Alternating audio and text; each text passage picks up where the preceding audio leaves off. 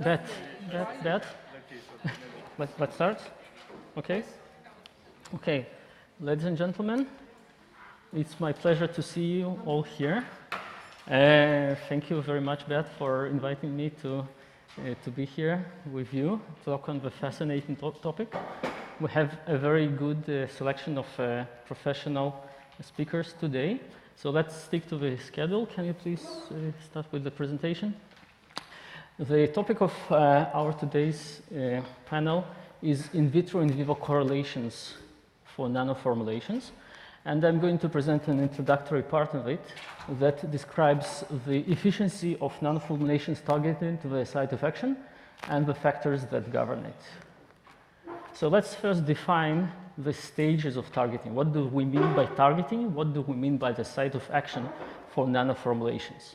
Following systemic administration of any nano-drug delivery system, we want it to reach the target organ or tissue, to reach the specific target cells there, and preferentially also to accumulate in the organelle of interest. So if we're talking, for instance, about paclitaxel or doxorubicin, liposomal, eventually we want them to reach the nuclei of specific cells in the solid tumor, for instance, in a breast or ovarian cancer, okay? Each one of you is invited to pick her favorite nanoformulation, and we have a wide arsenal of tools that were developed over the last years. You can find here different types of formulations from point of view their size, capacity for encapsulation of lipophilic versus hydrophilic compounds, biomolecules. The surface properties are very, very different one from another, degradation kinetics as well. So we have quite a repertoire of different tools that can be used either for drug delivery or for imaging of solid tumors, which are in the focus of my today's presentation. And with this arsenal of tools also come fairly great expectations regarding their efficiency to get to the site of action and regarding their pharmacological efficiency. So generally, following, for instance, systemic administration of nanoformulation, it is expected that it would accumulate in the site at the target site and will release the drug that is encapsulated inside and will attain a substantial pharmacological response. However, if we would look in the next 3 slides, I'm showing the biofate of nanoformulations on 3 individual levels. So the first slide is talking about the disposition pathways for systemically administered drug delivery systems. Disposition refers to distribution and elimination. So both these processes or types of process combined together are termed disposition. So as you can see, if we inject nanoformulations systemically, there are numerous processes of drug disposition for the formulation, for the drug that is released from it, that can interfere, substantially interfere with the targeting ability, with the ability to accumulate at the desired site, which is shown here in blue. So basically, the nanoformulation can partially degrade in the bloodstream, can be uptaken by different cells that are present in the bloodstream, can reach other organs and tissues which were not intended initially for drug accumulation. And the sad reality right now with the currently available nanoformulations is that only a few % of the systemically administered dose are reaching the target tissue. We're talking usually about less than 5% in different settings. Maybe this number is more reflecting the clinical picture than as compared to the preclinical, but still it means that predominant majority of the injected drug is accumulating elsewhere and can give rise to undesired adverse effects of the drug. If we move at the second level of targeting, at local disposition of nanoformulations in the target tissue. So we're talking now about these 5% or even less than that, that arrive to the solid tumor. Due to the complexity of its morphology, pathophysiology, basically Also here, there are multiple processes that interfere with the ability of our nanoformulation to arrive to the intended site of action, for instance, at the cancer cells themselves. If we're talking about the biofate of the encapsulated versus free drug, both of them can partially get inside, can distribute into different parts of the tumor. In many cases, this ability is severely limited. They can bind to the cells, to extracellular matrix. They can undergo metabolism locally. There are enzymes that can clearly metabolize some of the drugs that are encapsulated. And they also can undergo elimination through different pathways. So eventually, the efficiency of uptake of nanoformulation of a free drug by the cells that were the target for pharmacological intervention is seldom known.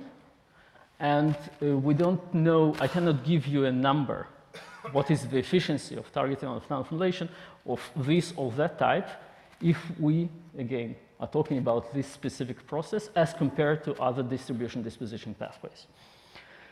The situation is even more problematic if we're talking about the third level of targeting.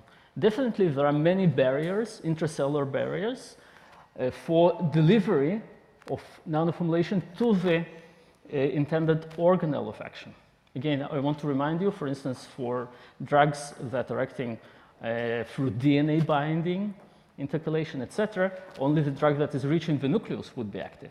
Some anti-cancer agents are acting on mitochondria or on other targets. So we're doing research, and a few other groups worldwide are trying to understand the barriers that are facing nanoformulations inside the cells and to understand the rules that are basically defining the ability to target specific organelle of interest. The most studied organelles in this respect are nucleus and mitochondrion. But again, also here, we have only very partial understanding of the biofate, of the intracellular, of the subcellular biofate of nanoformulations, and very limited understanding how the formulation affects this ability to reach the target organelle. So basically, right now we reached a very convenient capability of taking a certain specific selected drug, encapsulating it into a specific formulation, and we have some control over preparation procedure. So we can fairly easily generate different types of nanoformulations, encapsulating different drugs, and we usually subject them to very standard, basic characterization approaches in terms of size distribution, zeta potential, drug loading and release, etc. But all the choices that we make, even if we are keeping minimal amount of components that are making this nanoformulation, each one of the choices can affect dramatically the biofate of the nanoformulation at the three individual levels that were presented here.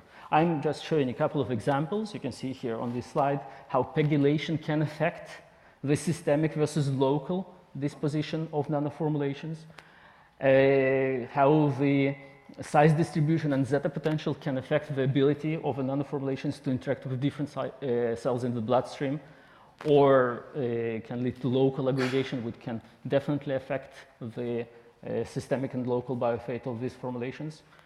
Are we really measuring the right thing if we just take the naked formulation and we do the basic characterization of it? As you know, chronoformation leads to deposition of many different proteins and other components of the surface of nanoformulations. I think that Hazy would be very happy about this one, this picture, but basically what we're measuring here is not necessarily reflecting the surface that is facing the biological barriers in the living tissue. So in addition to the basic characterization, you can take the nanoformulation that you generated, and you can incubate it ex vivo with serum, which is taken either from patients or from free volunteers, disease-free volunteers, and you can check the composition of the corona that is formed right now, okay, with the available tools. You can check certain aspects that can affect the biofate of nanoformulations. For instance, some aspects of immunogenicity, ability to activate complement, etc. Our speakers in this panel will go into much more detail regarding the tests that can be done. But still, these ex vivo analyses not necessarily indicate the key processes that are related to the accumulation of nanoformulation at the intended site of action on the organ, cell, and subcellular level. We're here in Europe, so probably it would be moveton to criticize the European guidelines. So I just selected a non-European anonymous guideline from some non-European regulatory agency. What studies should be done on liposomal formulations? As you can see here, the guideline refers to measurement of two analytes for liposomal doxorubicin in appropriate biological fluid. Are we measuring the nanoformulation at the site of action? Do we measure the thing that is relevant to the pharmacological effect of the liposomal doxorubicin? I'm not very sure about that. And this is the current picture. These are the current requirements for the formulation that is fairly simple, which has few components in it. As you know, due to limited efficiency of targeting of nanoformulations to the site of action and limited pharmacological efficiency of nano-drug delivery systems for management cancer, the formulations are becoming more and more complex, more and more sophisticated. You can incorporate components that can give this formulation property for enhanced release at certain conditions. You can use promoter drugs. You can use some components that lead to change in the formulation properties with time. So we are using more and more complex approaches that also obscure the in vitro, in vivo relationships of nanoformulations, which make these basic characterizations even less relevant for the biological effects that we're going to obtain for this formulation. So if we're using, for instance, promoter drugs or ultrasound or local heating, indeed, we can get probably higher EPR effect, higher accumulation of a drug at the intended site of action, but sometimes we can also have unintended effects because of these interventions. For instance, a drug that is locally released at elevated amounts, it through this vasculature or through compromised biological barriers, it would efflux, it will get out of the intended site of action, it will not stay there for a prolonged period of time. So we really need tools for more detailed characterization of disposition of nanoformulations at different levels, again with the focus on local disposition in the target tissue and also disposition on the subcellular level. My last slide is talking about the current hot topics in the field of drug disposition, in the field of IVC. We are desperately in need of more advanced imaging tools that would allow us to understand not only the efficiency of drug delivery to the intended site of action, but also to the specific cells and to the specific organelles of the target cells. Right now, this is a black box that is basically unknown. We also need to identify specific disease markers that would allow us to stratify the formulations to build these IVC correlations and to understand which formulation is going to work the best for an individual patient. And this would eventually be the basis for personalized therapy for a specific type of cancer, if we're talking again about solid tumors. So I want to thank my students that contributed to this work, to the support of funding agencies, collaborators. Thank you very much. I would be very glad to have questions on this presentation, and I'm looking forward for the presentations of additional presenters. Any questions? It's already 8:30, so, right? We had probably a first coffee. it should start working. It's not a nano formulation. It's David, maybe a very yes. general comment. We had also yesterday a session on theranostic, and at the end of your you should talk, speak into the microphone. Okay, closer. You have been commenting on the need of having novel contrast agents or anyway pushing a little bit more on imaging. So what do you think about the notion of combining together imaging and therapy in a single nanoparticle, which is of course called theranostics right now? Very general comment. I'm entirely for it, and our limitation with both tools is limited spatial resolution. For the currently existing agents that allow to do imaging, we have difficulties in understanding the correlations because both the pharmacological effect is not well defined enough and the localization of the nano-drug delivery system that we're using is not well defined enough. If you're looking at the lion animal and you're taking a picture from above and you're trying to identify the depth of penetration of your marker inside the tumor tissue into different layers, this is basically not available with the currently available tools, and this is a big problem. If we will have better imaging approaches, it would be very wise to incorporate them into more or less sophisticated drug delivery system and to understand indeed what is the efficiency of its arrival to the desired site of action and what is the correlation to the pharmacological effect. So PK/PD, pharmacokinetic pharmacodynamic correlation, requires use of imaging tools or any other tools that allow you to see the encapsulated drug, which is inactive if it's inside the liposome or nanoparticle, which still is visible through this approach. And you should differentiate it from the free drug, which is the pharmacologically active drug, in different layers of tumor.